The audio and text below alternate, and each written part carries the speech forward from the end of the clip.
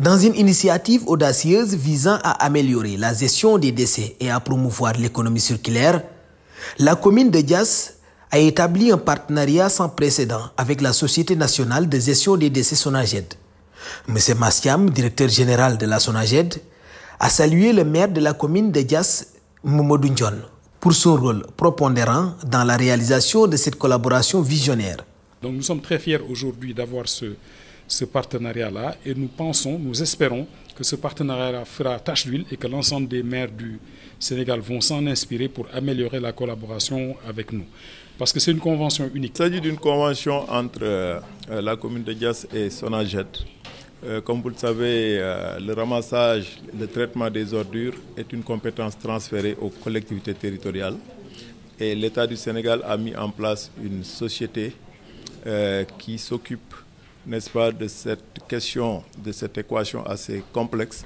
Et il est important qu'on travaille en synergie. C'est d'ailleurs la raison pour laquelle, sur la base des orientations stratégiques de l'État, orientations mises en œuvre par la SONAGED, la commune de Diass a pu mettre en place des points de regroupement normalisés, mais également a pu anticiper, n'est-ce pas, en termes stratégiques, pour se conformer aux orientations de la SONAGED. Un leadership visionnaire du maire de la commune de Diass a conduit à l'établissement de 38 points de regroupement normalisés, propulsant la commune en tant que pionnière au Sénégal pour l'accès aux infrastructures de gestion des déchets. La démarche vise à résoudre la problématique des déchets à l'échelle domestique, incitant les familles à éviter les dépôts sauvages et à utiliser ces points de regroupement. Aujourd'hui, la question des déchets est une question déjà qui doit être réglée à l'échelle domestique. Il va falloir qu'au niveau des familles, que les gens puissent éviter les dépôts sauvages en amenant les déchets au niveau des points de regroupement. C'est pourquoi nous avons mis en place ces points. Nous en avons mis 38 déjà au niveau de la commune de Diass, sans compter 6 autres, n'est-ce pas, qui pourraient se rajouter à ce dispositif. En réalité, c'est de son initiative depuis plus d'1 an que nous avons discuté. Mais il y a eu un préalable absolu. Il a demandé à embrasser les stratégies que la SONAGED voudrait développer dans le cadre de la gestion des déchets et de l'économie circulaire. Et c'est sur cette base qu'il a proposé à son conseil municipal d'autoriser la réalisation de 38 points de regroupement normalisés au niveau de la commune de Diass.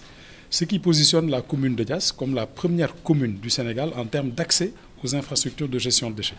Ce projet novateur s'inscrit dans une perspective d'économie circulaire, envisageant la transformation des points de regroupement normalisés en incubateurs pour des startups dédiées au tri et à la revente de produits à valeur ajoutée issus du recyclage. L'objectif aujourd'hui, c'est d'avoir une commune propre, d'avoir un Sénégal propre, mais également d'avoir des communes qui puissent, dans le cadre du développement durable, s'organiser pour que les ordures puissent être des ordures.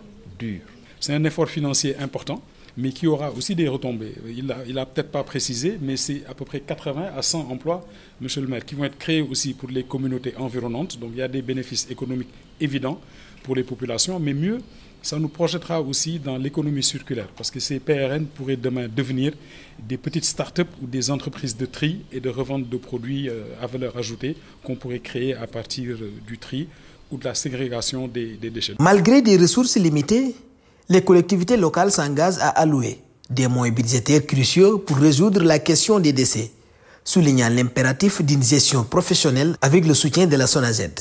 Les collectivités locales, certes, n'ont pas beaucoup de moyens, mais quand même consacrer des moyens à cette équation liée aux ordures est une obligation.